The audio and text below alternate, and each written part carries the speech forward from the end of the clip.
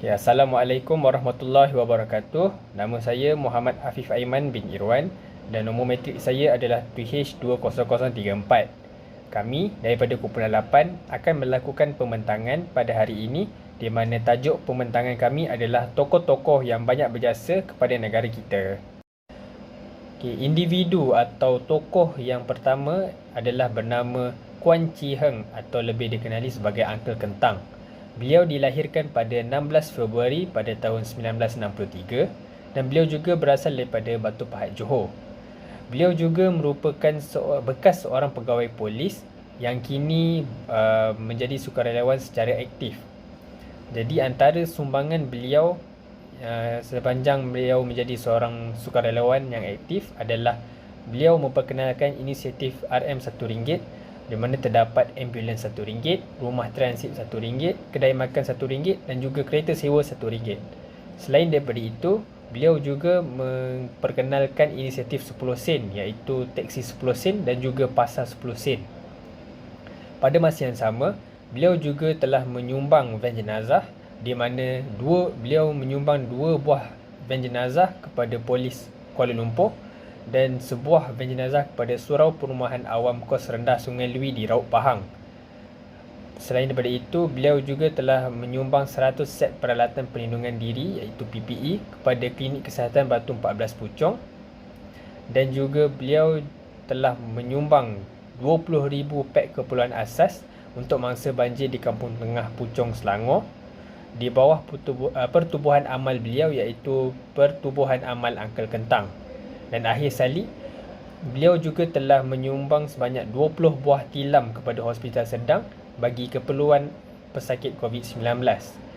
Itu sahaja daripada saya. Pembentangan ini akan diteruskan oleh pembentang yang seterusnya. Assalamualaikum dan selamat pagi. Nama saya Aliatun Najwa binti Ramli, matriks nombor TJ21047. Jadi, saya akan menyambung perbentangan pada hari ini dengan menceritakan serba sedikit berkenaan dengan sumbangan dan pengorbanan Osman Omar dalam membantu mangsa banjir. Kisah ini bermula apabila Azlan Omar atau lebih dikenali sebagai Abang Viva datang dari Melaka ke Shah Alam dengan membawa sebuah bot di atas bumbung kereta Viva. Beliau yang ketika itu bekerja sebagai operator mesin telah memohon cuti kecemasan daripada majikannya untuk membantu mangsa banjir.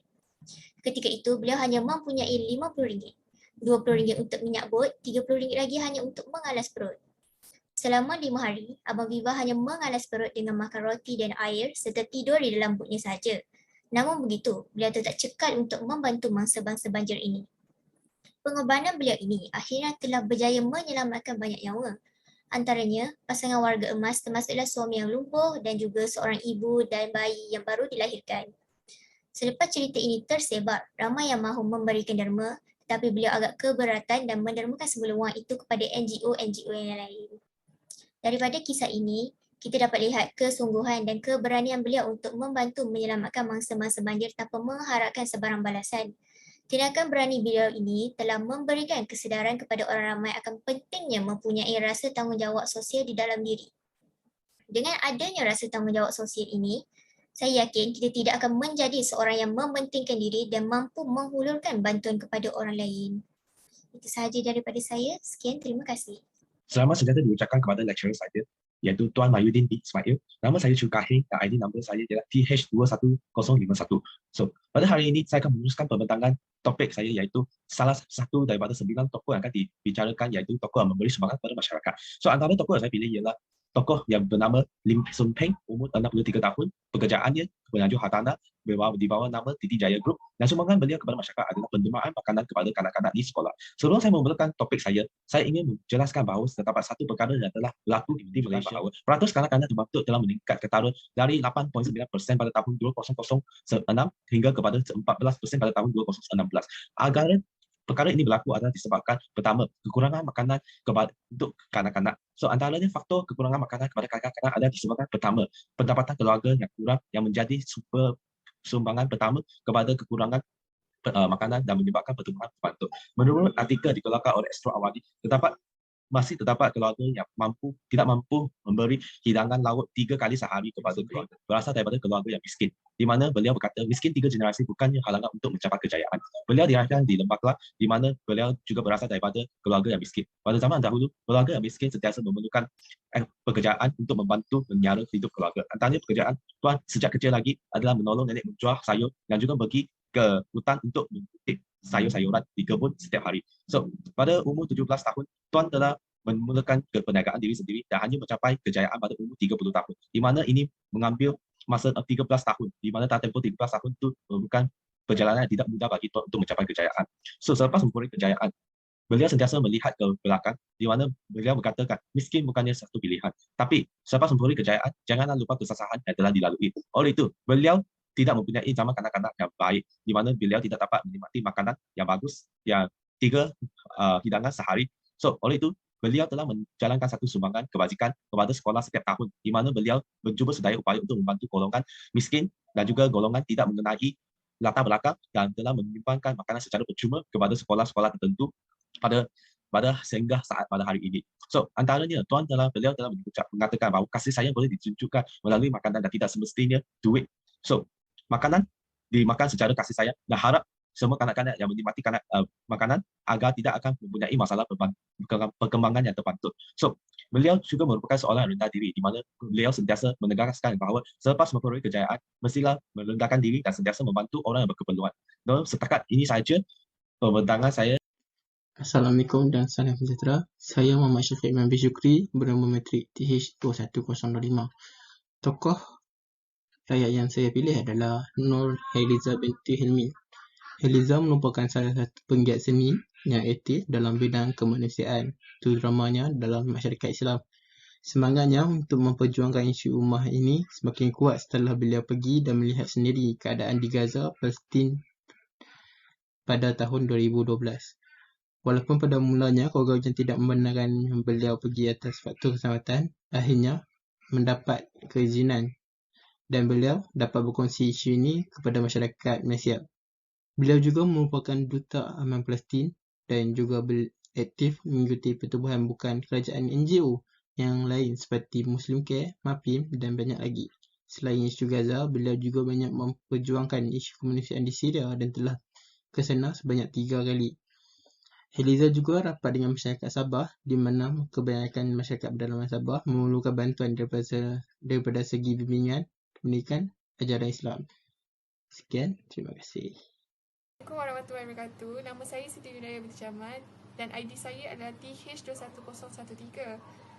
Hari ini saya memilih Cempaka Lim sebagai tokoh saya atau dikenali sebagai Lim Chiang Wei. Beliau dilahirkan dan dibesarkan di Perlis.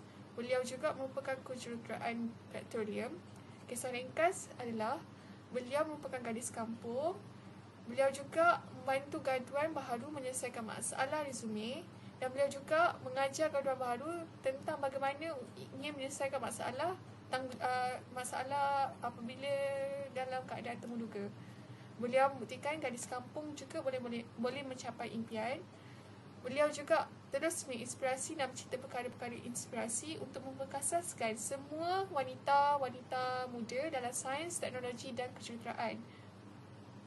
Beliau juga membuktikan testimoni dan kisah kejayaan yang ditunjukkan oleh pelajar. Sebanyak 50 hingga 60 pelajar telah mendapat pekerjaan, menggambarkan betapa berjayanya kursus yang dibina dan graduan baru dan pelajar universiti. Sekian, terima kasih. Assalamualaikum warahmatullahi wabarakatuh. Nama saya Muhammad Amirul Naim bin Dewa. ID saya TH21002. Tokoh yang saya pilih ialah Isa Aisab. Nama sebenar beliau ialah Isa bin Batarul Zaman. Beliau dilahirkan pada tahun 11 April 1968. Beliau berusia 24 tahun di tahun ini. Beliau dilahirkan di Selangor, Malaysia. Nama gelaran beliau ialah Isa Aisab. Beliau ialah seorang YouTuber yang mempunyai 2.49 juta pengikut. Beliau juga seorang ahli perniagaan yang berjaya. Sebagai contoh, beliau adalah founder jenama Aisab. Jenama Aisab menjual barangan seperti baju tee, jaket berhood, lanyard dan bermacam lagi. Beliau juga seorang influencer di Malaysia dan mempunyai 1 juta pengikut di laman sosial beliau. Sumbangan beliau kepada negara. Memberi sumbangan kepada rakyat ketika pandemik. ISA telah memborong sebuah kedai runcit yang terletak di Sungai Buloh, Selangor sebanyak RM65,000 untuk dibagikan bahan keperluan makanan kepada masyarakat yang terjejas sewaktu Perintah Kawalan Pergerakan dijalankan. Beliau juga membaiki pendapatan masyarakat yang terjejas akibat banjir. Pada tahun 2021 yang lalu, pasukan ASAP telah membantu satu penempatan yang dilanda banjir yang terletak di Cina Fahang. Pasukan ASAP telah memberi mereka peralatan seperti perakasan rumah yang telah rosak. Pasukan ASAP juga telah membaiki setiap rumah yang rosak akibat banjir seperti memberi pintu yang baru, membaiki bumbu rumah tersebut dan bermacam lagi. Seterusnya, beliau juga membawa anak yatim membeli baju raya. Pasukan ASAP telah membawa sekumpulan anak yatim dari rumah anak yatim Kuala Langat untuk membeli belas sempena Hari Raya Aidilfitri di Maidin. Setiap seorang diberi wang tunai sebanyak RM200 setiap orang untuk membeli sebarang keperluan yang mereka inginkan. Dan akhir sekali, fenomena bendera putih. Sewaktu pandemik, bendera putih diletakkan di setiap rumah yang memerlukan bantuan dari segi makanan, ubatan dan kewangan. Pasukan ASAP telah mengagikan sebanyak 100,000 bendera putih kepada setiap kawasan kos rendah, flat dan rumah yang memerlukan bantuan. Bermacam lagi sumbangan beliau kepada negara, namun ini sebuah sikit sumbangan beliau yang saya dapat nyatakan. Terima kasih daripada saya. Assalamualaikum, nama saya Muhammad Asfi Faim Nasrullah dan saya akan menerangkan salah satu antara tokoh-tokoh rakyat yang berada di Indonesia. Antaranya Muhammad Izzuandi Ngadi, pemegang ijazah sarjana muda dalam kejuruteraan telekomunikasi lepasan UNIKL dan pemegang ijazah sains dalam kejuruteraan telekomunikasi lepasan UiTM. Muhammad Izzuandi Ngadi merupakan pengasas Dapur Jalanan Kuala Lumpur pada tahun 2013. Dapur Jalanan Kuala Lumpur merupakan badan bukan kerajaan yang mengagikan makanan kepada orang miskin, terutamanya gelandangan. Sejak Mac 2013 hingga kini, Dapur Jalanan Kuala Lumpur juga menganjurkan program Kaunter Rakyat di JKL untuk program vaksinasi bersama Bulan Sabit Merah Malaysia pada Januari 2022. Membantu organisasi Cuci Malaysia dalam tugas-tugas pembersihan pasca banjir pada akhir 2021 seperti Kampung Sungai Serai Hulu Langat dan Kampung Dusun Tua di Selangor. Dan ini merupakan sedikit sebanyak daripada sumbangan-sumbangan Dapur Jalanan Kuala Lumpur yang telah memberi makan ribuan mulut rakyat Malaysia sejak daripada tahun 2013 lagi. Dan tanpa Izzuandi bin Ngadi, Dapur Jalanan Kuala Lumpur tidak wujud sehingga ke hari ini. Sekian saja daripada saya. Terima kasih. Assalamualaikum dan selamat sejahtera. Nama saya Nurfitra binti Zainal dan nombor ID saya adalah TB21024. Hari ini saya akan menceritakan tentang Pirus. Pirus atau nama sebenarnya adalah Muhammad Haris bin Muhammad Ismail yang berumur 27 tahun dan seorang penceramah bebas. Pemegang diploma pengajian Islam dalam bidang undang-undang. Pirus juga pernah bersaing dalam Akademi Sahu Asia Aksi 2017 yang turut melibatkan peserta daripada Singapura, Indonesia dan Brunei. Pirus juga banyak memberikan sumbangan terutamanya ketika pandemik melanda negara ini. Pirus memberikan sumbangan kepada rider e-hailing dan 100 pemandu kerana mereka juga turut patut diberikan sumbangan. Kedua, membantu keluarga yang mengibarkan bendera putih. Ini dapat meringankan beban mereka yang tengah di dalam keadaan yang susah.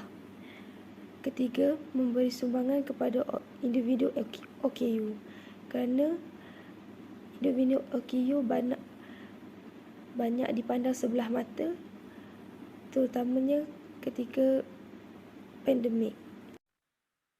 Assalamualaikum warahmatullahi wabarakatuh. Nama saya Muhammad Farhan Nova bin Abdul Latif. Nombor bateri ID saya adalah TJ21057 dan seterusnya saya akan menerangkan tentang tokoh pilihan saya dan sumbangannya. Tokoh pilihan saya adalah Ustaz Abil Liu.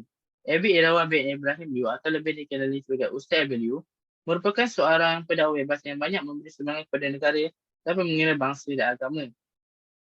Beliau merupakan seorang yang sangat dermawan dan bagi aktif dalam aktiviti kemanusiaan. Juga terkenal dengan memberi sumbangan kepada warga yang memerlukan bantuan.